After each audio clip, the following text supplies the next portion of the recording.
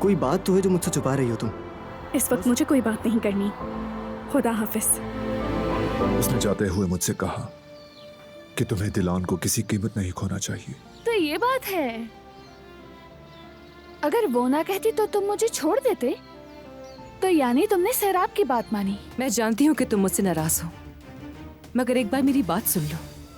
इंसान को वही करना चाहिए जो सिर्फ उसके शयान शान हो।